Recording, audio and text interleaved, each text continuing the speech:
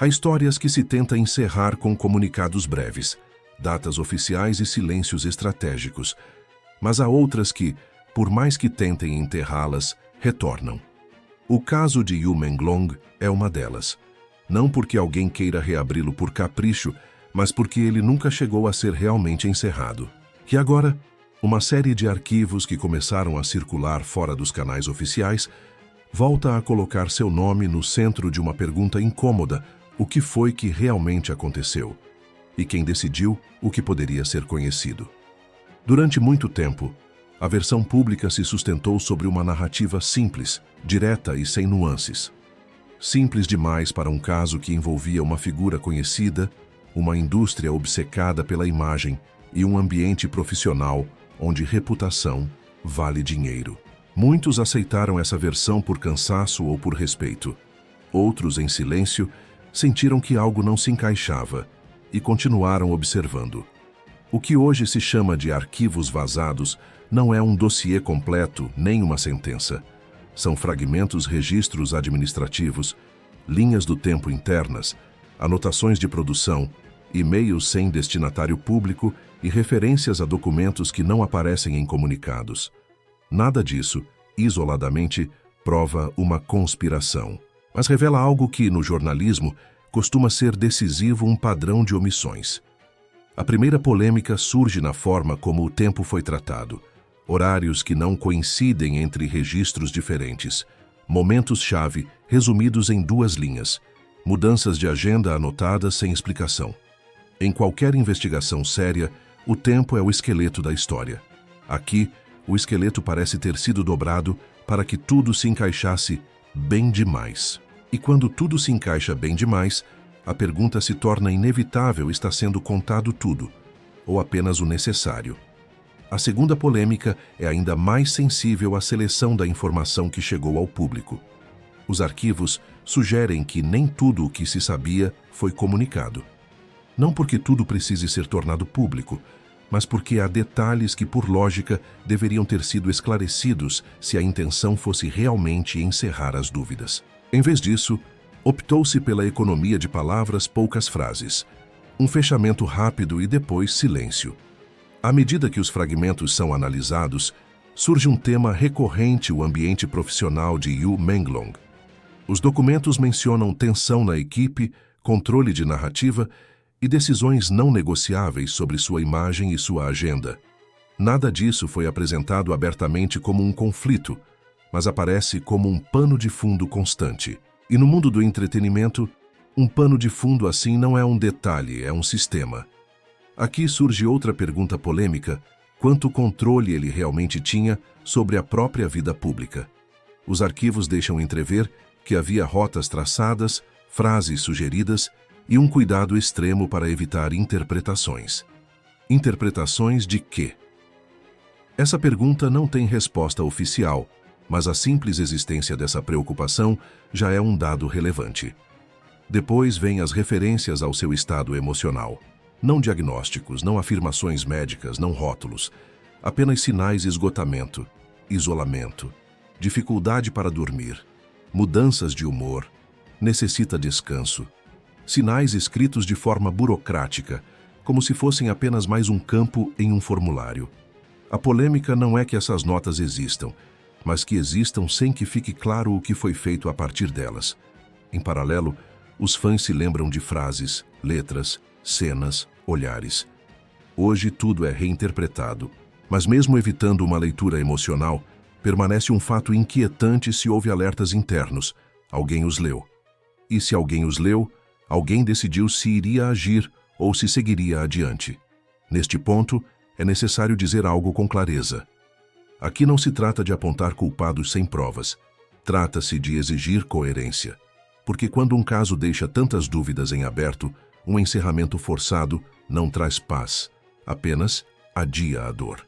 Se esse tipo de análise importa para você por memória e respeito e não por morbidez, acompanhe de forma simples fico até o final. Nos comentários, ajuda a manter este conteúdo visível para quem também busca respostas sem transformar o tema em espetáculo. Voltemos aos arquivos. Há uma seção que muitos ignoraram no início, a reação posterior. Os registros indicam pressa em normalizar o ambiente, retomar agendas e reduzir o tema a uma linha. Essa pressa pode ser interpretada de várias formas, mas em termos de percepção pública, foi combustível para a desconfiança.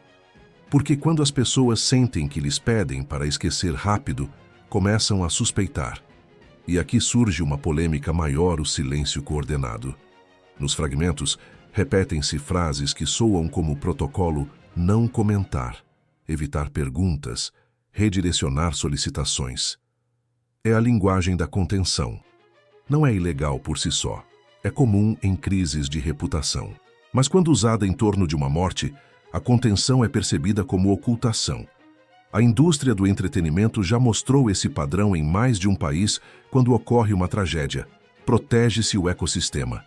Protegem-se marcas, agências, contratos, e a pessoa acaba reduzida a um incidente que precisa ser encerrado. Essa ideia, por si só, já é devastadora. No entanto, o caso de Yu Menglong tem uma diferença: o público não o deixou ir. Anos depois, milhares de pessoas continuam perguntando. Continuam comparando versões. Continuam guardando capturas, traduções, clipes, entrevistas. E isso incomoda porque a memória coletiva é difícil de controlar. Até aqui, tudo poderia permanecer como uma análise de contexto. Mas os arquivos trazem um elemento que muda o tom: referências indiretas a um documento complementar. Uma nota breve, quase invisível, que menciona um relatório adicional e uma revisão interna que não aparecem no relato público. Não diz o que contém, não diz por que ficou de fora, apenas registra que existia. E quando um documento existe, mas não aparece, não estamos diante de um boato, estamos diante de uma ausência verificável. Esse detalhe abre uma linha perigosa para qualquer um que tenha tentado encerrar o caso. Porque se houve uma revisão interna paralela, então houve constatações. E se houve constatações, alguém as avaliou. A pergunta é quem decidiu que elas não deveriam fazer parte do relato público. Aqui o caso se transforma em espelho. Não fala apenas de Yu Menglong, mas de como o poder funciona quando precisa que uma história termine. O vazamento, então, não apenas reabre o caso. Reabre a discussão sobre o direito do público à verdade quando uma figura pública morre cercada de dúvidas. E agora vem o mais inquietante: nos mesmos fragmentos, onde se menciona esse relatório adicional, aparece uma anotação sobre alinhar cronologia. 2 palavras, nada mais. Mas essas 2 palavras, na linguagem de crise, significam uma coisa: fazer as peças se encaixarem. Encaixar para quem? Para acalmar a imprensa? Para proteger uma instituição? Para evitar processos judiciais? Para preservar uma reputação? Os arquivos não dizem, mas a suspeita surge sozinha. O que você está ouvindo não é uma acusação, é uma descrição de sinais. E sinais, quando se acumulam, formam uma pergunta. E a pergunta, quando persiste no tempo, transforma-se em pressão. Porque a verdade nem sempre explode como uma bomba. Às vezes ela goteja, e cada gota cai no mesmo lugar até quebrar a pedra. Nas horas seguintes à circulação desses fragmentos, algo curioso aconteceu: nem todos os arquivos eram iguais. Alguns vinham com tarjas, outros com capturas parciais, outros com metadados incompletos. E aí surge outra polêmica: por que vazar assim, pela metade, como se alguém quisesse que se visse, mas não demais? Essa pergunta divide a audiência em 2 grupos. Uns acreditam que tudo é manipulação. Outros acham que se trata de uma rachadura real dentro do próprio sistema. E o mais provável em casos assim é algo mais desconfortável: que existam pessoas com interesses diferentes, vazando pedaços distintos, tentando direcionar a conversa para onde lhes convém. Nos fragmentos, repete-se um conceito: controle de narrativa. Não é uma expressão poética, é uma metodologia de trabalho. Significa que, diante de uma crise, define-se o que se diz, o que não se diz e quem diz. A polêmica é que, se a narrativa foi controlada, então alguém decidiu conscientemente qual verdade era aceitável para o público. Outra seção fala de gestão de risco. Em linguagem corporativa, Risco pode ser vazamento, processo judicial, perda de contratos, reação do fandom. Mas quando o risco é administrado após uma morte, o foco se desloca, já não é a vida, é o impacto. E esse deslocamento é o que indigna tanta gente. Os arquivos também deixam rastros de um fenômeno típico, o isolamento progressivo. Não como punição, mas como mecanismo de contenção. Quando uma figura pública se torna um problema, reduz-se sua exposição, limita-se sua comunicação, ajustam-se entrevistas, controla-se o acesso. Isso pode ser feito por proteção, sim, mas também pode ser feito por controle. E a diferença entre proteção e controle, às vezes, é apenas uma linha tênue. Nas notas aparece um detalhe que gerou debate e reuniões não anunciadas. Encontros registrados sem explicação. Mudanças de acompanhamento. Frases como revisar entorno ou restringir visitas. Ninguém é nomeado, ninguém é acusado, mas a linguagem sugere que havia preocupação com quem estava perto dele. E por quê? A essa altura, o caso já não soa como uma história individual. Soa como uma engrenagem. E quando uma engrenagem se move, alguém a está operando. Uma das polêmicas mais repetidas por quem acompanha o caso é a presença de pessoas ao redor que deveriam ter percebido. Aqui é preciso cuidado. Às vezes, o sofrimento não é visível, às vezes é disfarçado, mas os documentos não falam de intuição, falam de registros. E um registro passa por mãos humanas. Quem escreveu essas notas? Quem as aprovou, quem as arquivou? Quem decidiu que ficariam como simples burocracia? No centro de tudo está uma contradição. O público foi convidado a chorar, mas não a perguntar. O luto foi aceito, mas a curiosidade foi rejeitada. Como se uma coisa fosse legítima e a outra falta de respeito. E isso não é justo. Perguntar com respeito não é atacar, é buscar sentido. No meio dessa tempestade, surgiu outro documento, uma lista de pontos sensíveis para a imprensa. Um roteiro de respostas curtas. Um mapa de perguntas perigosas.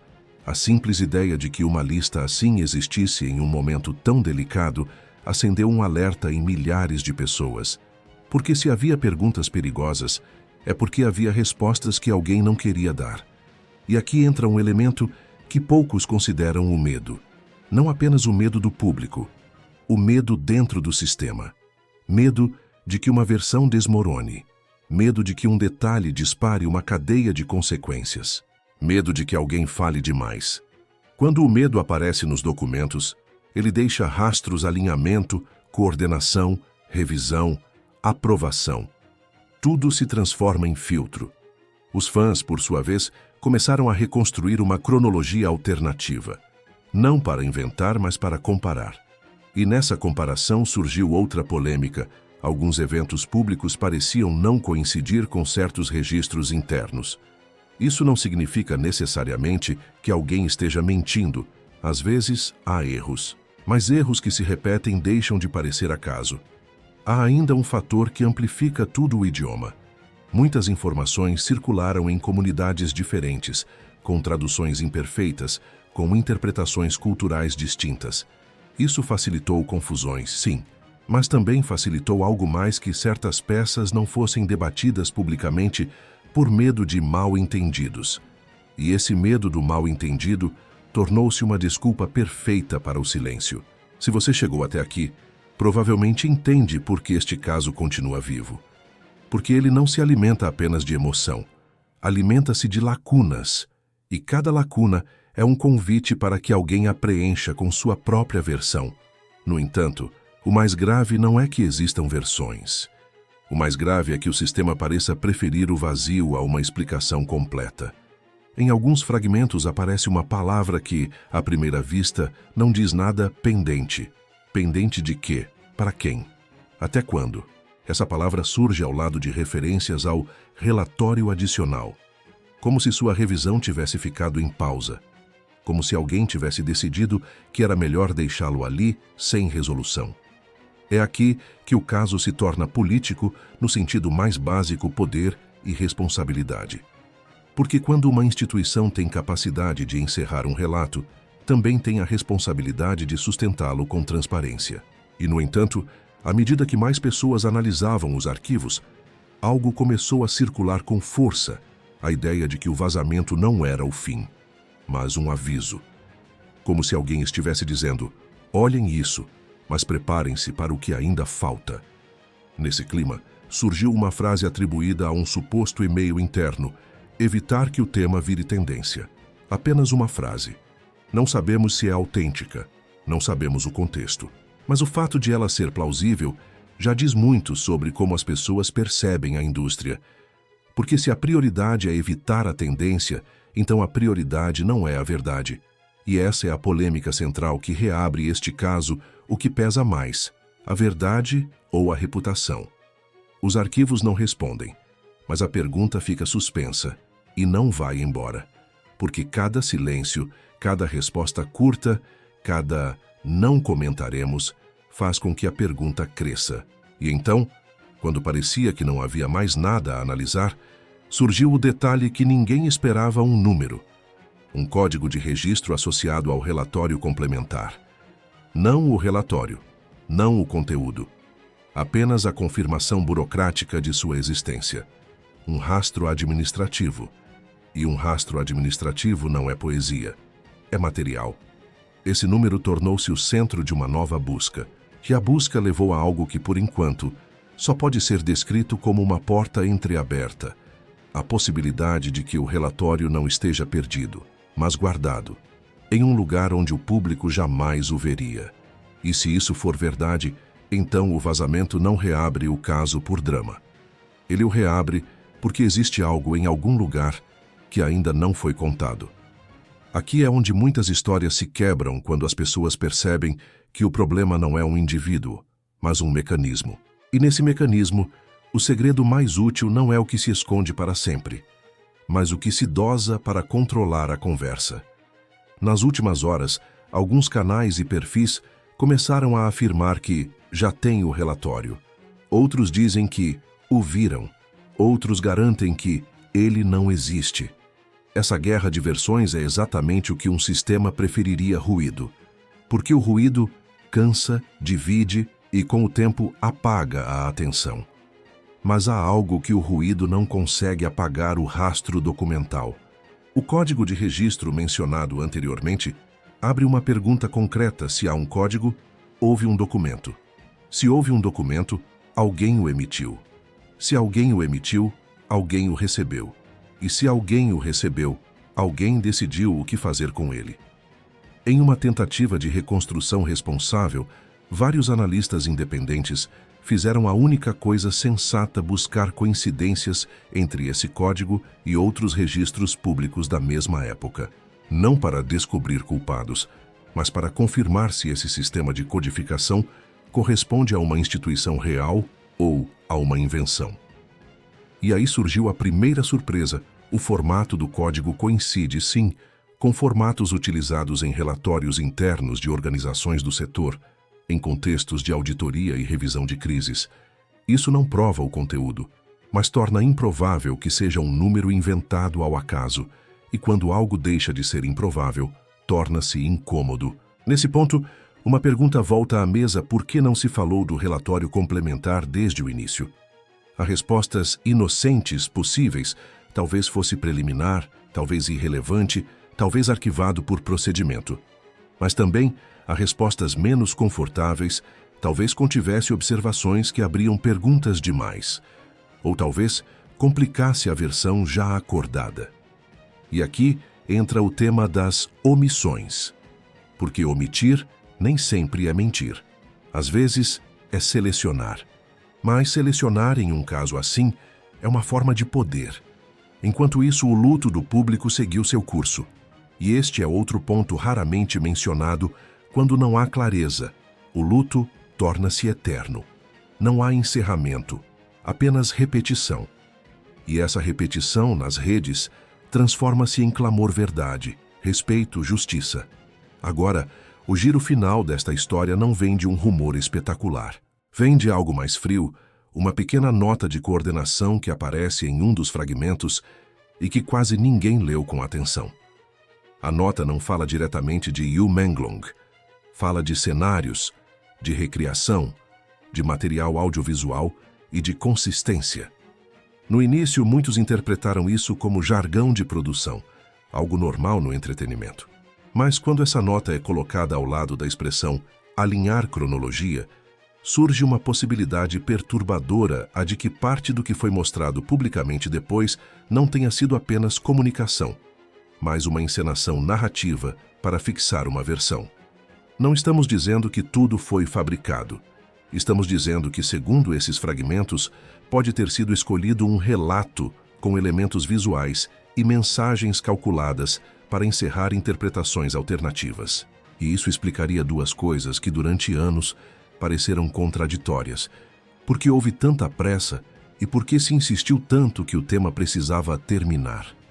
Este é o plot twist. O vazamento não aponta apenas para o que aconteceu, mas para como foi contado.